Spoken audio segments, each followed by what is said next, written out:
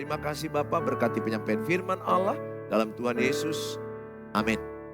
Shalom, good morning buat saudara-saudaraku yang ada dalam Facebook, di YouTube. Saudara sudah saya anggap keluarga saya yang setiap hari saya berdoa bagi keluarga-keluarga yang ada di sosial media.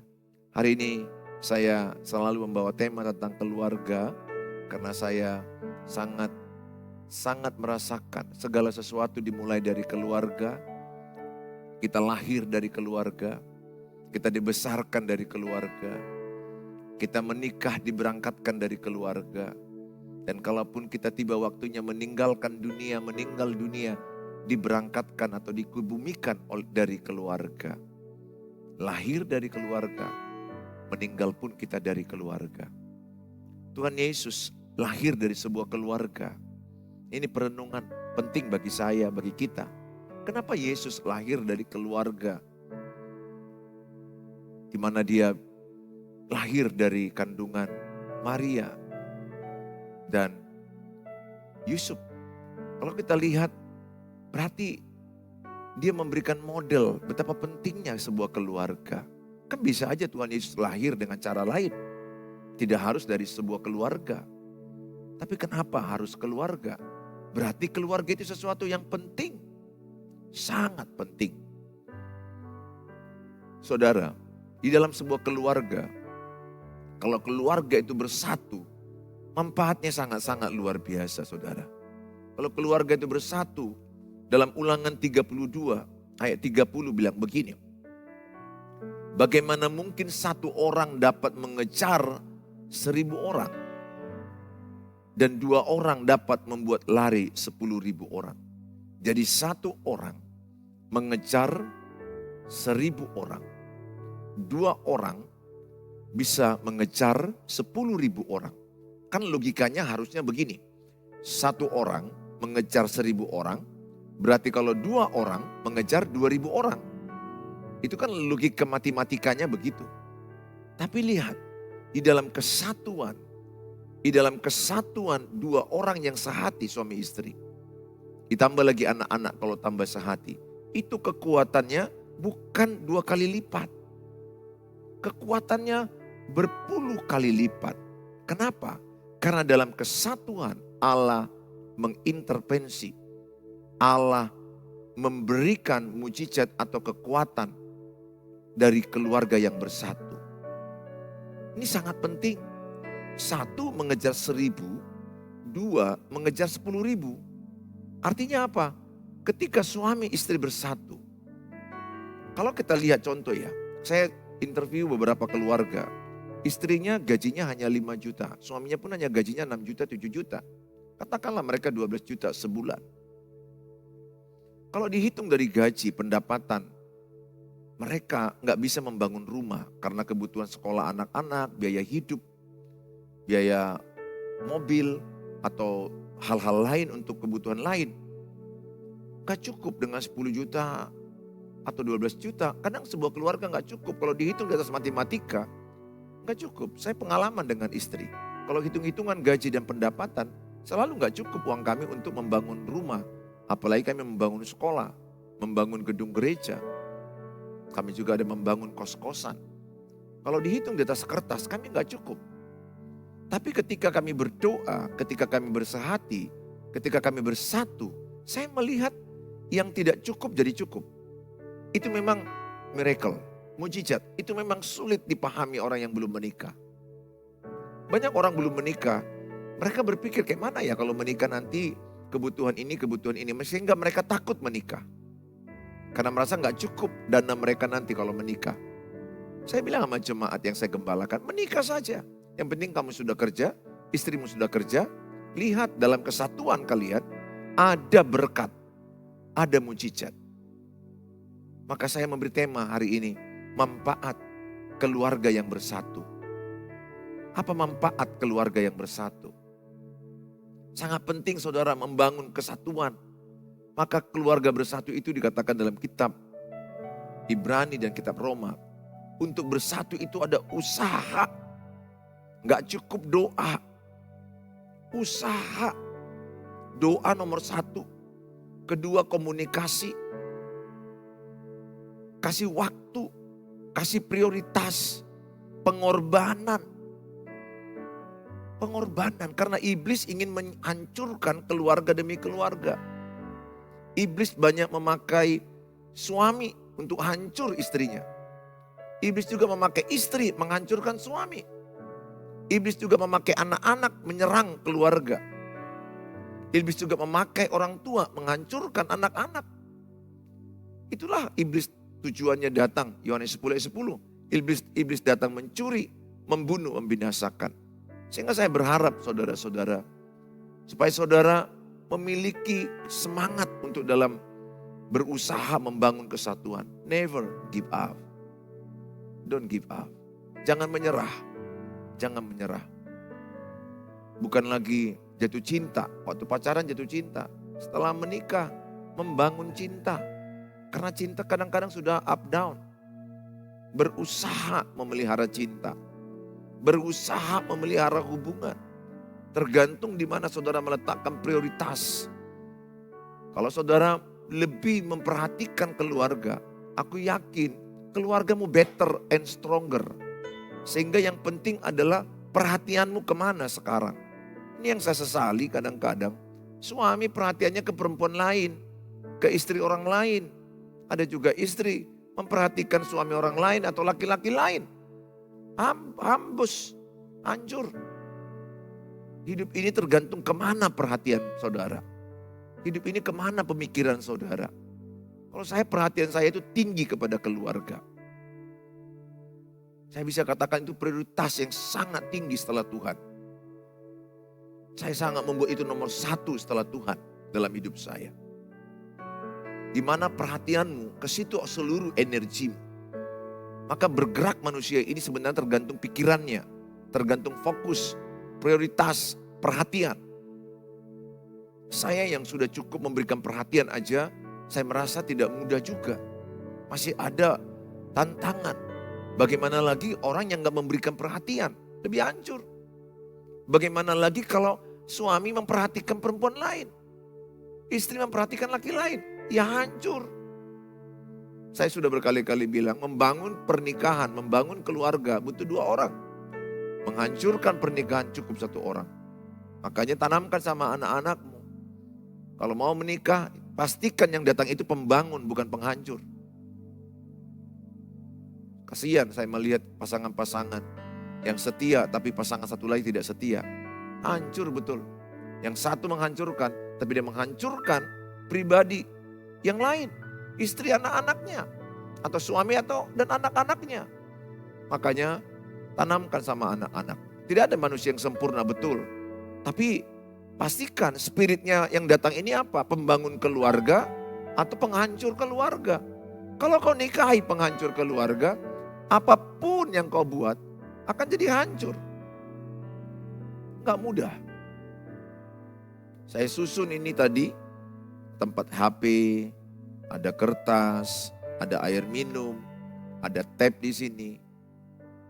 Kalau istri saya hancurkan ini kan hancur. Saya susun lagi, dihancurkan lagi, hancur kan? Itu contoh sederhana. Saudara berusaha membersihkan rumah, tapi ada suami atau ada anak-anak yang mengotori rumah, kan capek. Saudara udah bersihkan, mau 5 kali dibersihkan pun kalau ada yang suka mengotori tiap hari, asal datang mengotori. Begitulah berumah tangga ini. Tergantung siapa yang datang. Makanya tanamkan sama anak-anakmu, jangan mudah jatuh cinta. Jangan mudah pacaran. Jangan mudah membilang yes sama seseorang. Kenali dia lebih jauh. Lewat doa kita bisa dapat inspirasi. Lewat teman-teman dekatnya. Lewat cara hidup sehari-harinya. Bantu anak-anakmu mengenali yang datang. Karena pernikahan Kristen sekali sampai kematian memisahkan. Rata-rata 50 tahun. Pastikan 50 tahun itu yang datang orang yang membangun keluarga. Dan membangun keluarga besar tentunya. Karena pernikahan itu bukan 2 orang, tapi 2 keluarga besar. Jadi pernikahan itu membangun keluarga besar. Bukan hanya 2 pribadi suami istri, no. Dia membangun 2 keluarga besar yang dipersatukan. So, be careful. dalam memilih pasangan. Ingatkan sama anak-anak. Nah saudara, kalau tadi saya katakan 1 mengejar 1000, 2 mengejar 10.000. Itu artinya ketika bersatu itu berlipat kali ganda. Hukum ini tidak hanya berlaku untuk pernikahan. Dalam teamwork, dalam gereja yang saya gembalakan. Kami ada staf gereja. Saya terus membangun spirit unity, kesatuan. Karena kitab Matius berkata, Matius 18, kalau kita 2-3 orang sehati meminta apapun Tuhan akan berikan. Saudara, penting sekali kesatuan. Jadi ketika bersatu, kuasa Allah bekerja. Maka saya mengajak sama saudara, jadilah pribadi orang yang suka dengan kesatuan. Betul, kita banyak perbedaan. Saya sudah terangkan begitu banyak perbedaan suami dengan istri. 1001 perbedaannya. Tapi perbedaan itu bukan untuk saling menghancurkan. Perbedaan itu untuk saling melengkapi. Penting adaptasi. Maka pernikahan yang terbaik itu ketika suami mengadaptasikan perbedaannya dengan istri. Ketika istri mengadaptasikan perbedaannya kepada suami, maka mereka saling menutupi kelemahan. Kelemahan istri ditutupi suami. Kelemahan suami ditutupi istri. Nobody perfect. Gak ada yang sempurna. Tapi mereka bisa saling melengkapi. Saling menguatkan. Begitu juga anak-anak bersama dengan papa mama. Mereka saling menopang, saling menguatkan. Makanya saya bayangkan begitu baiknya keluarga ini dijadikan Tuhan. Begitu indahnya ketika Allah mengambil tulang rusuk dari Adam, dijadikannya Hawa. Supaya jadi penolong. Dan mereka mengusahakan Taman Eden. Mereka menjadi pengusaha, pekerja. Begitu indahnya desain Allah terhadap sebuah keluarga. Desain Allah sebuah keluarga itu adalah seperti gambaran sorga. Sorga itu ada damai sejahtera, ada sukacita, ada kebenaran. Jadi betapa indahnya kalau keluarga itu ada damai sejahtera, ada sukacita, ada kebenaran. Begitu indah, luar biasa. Begitu dahsyat. Saya bisa bayangkan ada tawa. Coba bayangkan keluargamu, ada tawa enggak sekarang? Ada canda enggak? Ada loh rumah tangga enggak ada lagi tawa, enggak ada lagi canda. Kasihan, kasihan sekali. Anak-anak ketakutan lihat ayahnya, enggak suka lihat ayahnya. Ya bagaimana suka kalau ayah selingkuh? Kalau ayah punya idaman lain, perempuan idaman lain. Mana ada anak yang suka lihat ayah menyakiti mamanya? Otomatis akan bela mamanya. Sebaliknya, mana ada anak yang suka melihat mamanya yang selingkuh, menyakiti papanya. Yang ada benci dan dendam, marah. Itu yang terjadi. Luka ini, luka pada anak-anak. Sehingga anak-anak itu juga bisa mengulangi pola pernikahan papa mama kalau tidak dipulihkan. Pesanku sebagai hamba Tuhan, jadilah papa teladan. Jadilah ayah teladan. Jadilah ibu, jadilah istri teladan. Sehingga anak-anakmu mewariskan keteladanan kepada anak-anakmu. Bahkan kepada cucu, kepada lingkungan. Saudara yang saya kasihi dalam nama Tuhan Yesus. Alkitab berkata bahwa keluarga yang rukun damai. Di Mazmur 133, 1-3. Saya baca sebentar dikatakan itu. Seperti embun, keluarga yang rukun damai. Suami istri rukun damai, anak-anak rukun damai. Berabang adik juga bisa rukun damai. Banyak loh pasangan-pasangan ini setelah menikah gak lagi rukun damai dengan ipar. Gak rukun damai dengan Eda atau dengan lainnya, dengan keluarga besarnya. Banyak ini hancur. Saya tiap hari saya mendoakan ipar-ipar saya. Tiap hari saya mendoakan keluarga dari saya dan keluarga dari istri saya. Every day. Karena doa itu akan mengubah sesuatu. Karena ada kuasa doa. Banyak yang berabang adik gak cakapan. Menikah nanti anaknya gak dikunjungi abangnya. Wow, sangat sedih sekali pernikahan keluarga besar seperti itu. Mazmur 133 ini katakan pada ayat 2-3-nya. Seperti embun, keluarga yang rukun damai, keluarga yang bersatu. Seperti embun gunung Hermon. Gunung Hermon itu sangat tinggi, 3.000-an meter. Yang turun ke atas gunung-gunung Sion yang dibawanya lagi. Sebab kesanalah Tuhan memerintahkan berkat kehidupan untuk selama-lamanya. Jadi embun itu akan mencair dari gunung Hermon. akan turun ke gunung-gunung Sion. Sion itu menggambarkan jemaat keluarga-keluarga. Jadi dari ketinggian, embun itu menggambarkan hadirat Tuhan, damai sejahtera, sukacita. Maka ketika keluarga rukun damai, maka dia akan mengalir kepada anak-anaknya dan kepada cucunya. Ketika suami istri rukun damai, untuk rukun damai ini perlu mati egois, perlu mengalah.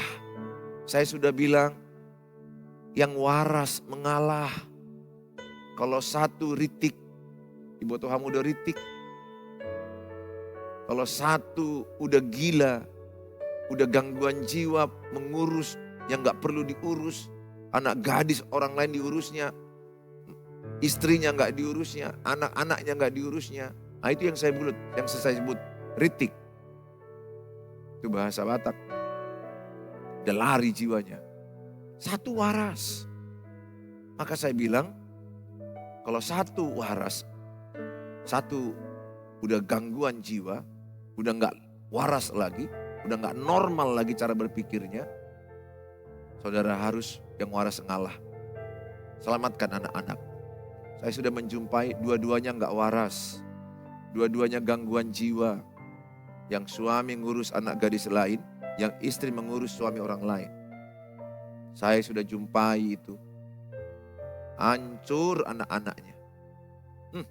Kalau saya membayangkan itu, video yang mereka pertunjukkan itu kepada anak-anak mereka, betapa buruk dan brutalnya.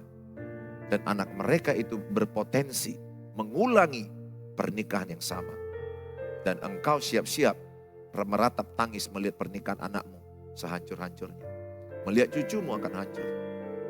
Karena apa yang kau tabur akan engkau tuai. Apa yang kau tabur akan engkau tuai. Hidup ini tabur tuai menurut Alkitab. Setiap taburan itu akan ada tuaian. Hati-hati. Ya, memang kesenangan daging kelihatannya enak-enak untuk berselingkuh. Nampaknya sepertinya menyenangkan bagi daging. Tapi akibatnya hancur, babak belur. Saya berdoa, kalau saudara melihat tayangan ini, saya bersyukur di sosial media saya. Dia ngaku, Pak, seorang istri ngaku. Enggak seorang istri, banyak istri ngaku sama saya. Saya pun punya selingkuhan, Pak. Ampuni saya, Pak. Suami saya ketahuan melihat saya selingkuh. Suami saya setia, Pak. Tolong saya, Pak, apa yang saya buat? Saya bersyukur. Dia mau nanya ke pendeta, apa yang mau saya buat? Thank you. Thank you, Ibu. Ibu orang berharga di mata Tuhan. Gak ada dosa yang gak diampuni Tuhan. Kembali kepada suami, kembali kepada anak-anak. Tapi yang sulitnya lagi, suamiku gak mau nerima lagi, Pak. Suamiku mau memutuskan aku. Memang itu tidak mudah. Karena waktu ibu selingkuh, sakit sekali sama suamimu itu. Sakitnya itu dalam, mentalnya down, pikirannya pun terganggu. Gak gampang. Saya hanya katakan, Bu, saya dukung dalam doa. Kalau niat ibu tulus, tinggalkan laki-laki itu. Ibu pandang salib Yesus. Tuhan menyertai ibu dan mengampuni dosa ibu. Karena Yesus berkata kepada perempuan yang kedapatan berzina, pergilah dan jangan berbuat dosa lagi. Jadi ibu saya yang katakan, tinggalkan laki-laki itu, putuskan akses. Tidak ada chat WA, tidak ada sosial media yang terhubung. Demi perjuangan. Saya pendeta, hamba Tuhan, berdoa tiap hari untuk mendukung perjuangan, semangat. Demikian juga sebaliknya. Ada suami yang ketahuan selingkuh. Udah dia yang selingkuh, dia yang marah-marah ke istrinya. Dan minta cerai. Yang lebih sedihnya dia hanya bilang, aku udah gak suka lagi samamu. Aku tidak punya rasa. Wow, pernikahan ini bukan bicara rasa. Rasa bisa hilang. Bicara komitmen, kedewasaan. Maka pernikahan itu untuk orang-orang dewasa yang punya tanggung jawab. Gak rasa-rasa lagi. Bahkan gak masalah cinta-cinta. Tapi masalah tanggung jawab. Masalah komitmen. Masalah teladan dalam hidup ini. Sungguh sangat banyak saudara. Nah ayat ini berkata keluarga yang rukun damai seperti embun dari gunung Hermon. Embun itu turun ke gunung Sion. Sion itu bicara gereja, keluarga-keluarga, lingkungan. Jadi ketika rukun damai suami istri, maka anak cucunya juga merasakan indahnya rukun damai. Bahkan dikatakan ayat yang ketiga, Tuhan memerintahkan berkat kehidupan untuk selama-lamanya. Jadi Tuhan memerintahkan berkat. Tuhan memerintahkan berkat. Bukan kita cari berkat. Berkat kejar kita. Tentunya kita berusaha juga. Bersatu dan bekerja. Berkat akan kejar kita. Tapi keluarga yang tidak rukun damai berantem terus. Lihat negara yang perang terus. Saudara lihat banyak negara yang perang terus Timur Tengah. Lihat, hancur. Begitulah kalau suami istri yang berantem terus, cekcok terus, konflik terus. Apa yang terjadi? Hancur. Bukan bertambah aset. Aset hilang, menurun. Bukan bertambah baik anak-anak. Anak-anak pun makin buruk. Kesehatan makin buruk. Maka saya mengajak sama saudara, ayo sama-sama berjuang membangun keluarga yang rukun damai. Karena kesanalah Allah memerintahkan berkat kehidupan. Ketika Bapak Ibu rukun damai, berkat diperintahkan Tuhan. Malaikat-malaikat diperintahkan Tuhan kirim berkat-berkat kesehatan. Berkat-berkat materi, berkat-berkat karakter anak yang baik. Tuhan memberkati Bapak Ibu. Selamat berjuang membangun keluarga yang rukun damai. Bapak Ibu yang saya kasihi, jelas Tuhan menciptakan banyak perbedaan laki-laki dan perempuan.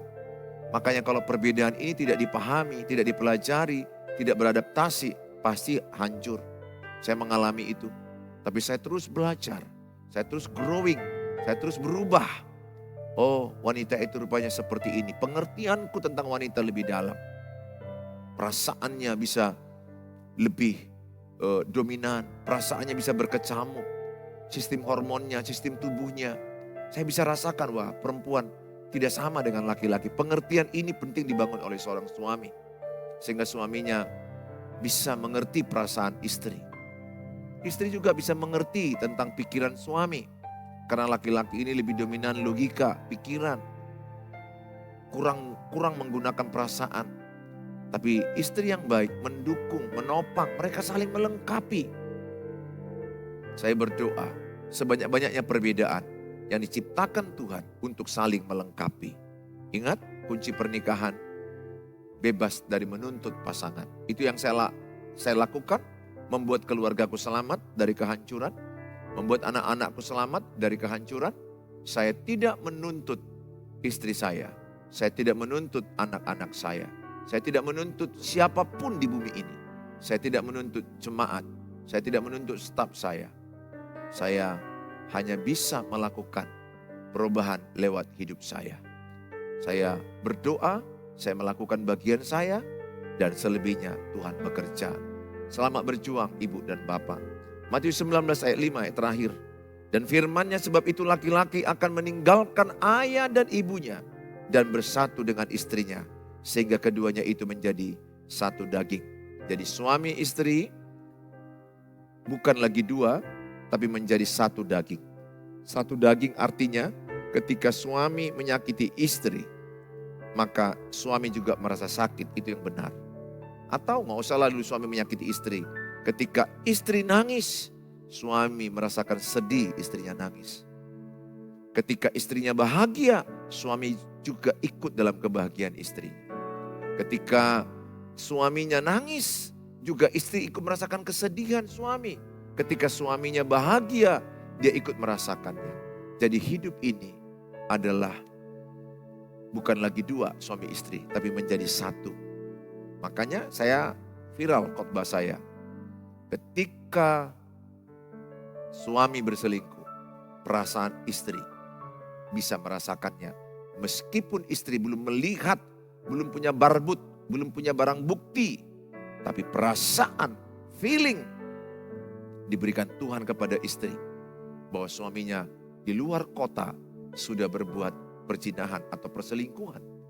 Dia bisa merasakan, dia nggak melihat, dia tidak punya barang bukti. Demikian juga suami ketika istrinya selingkuh. Suami bisa merasakan gelagat, cara. Sehari-harinya berbeda.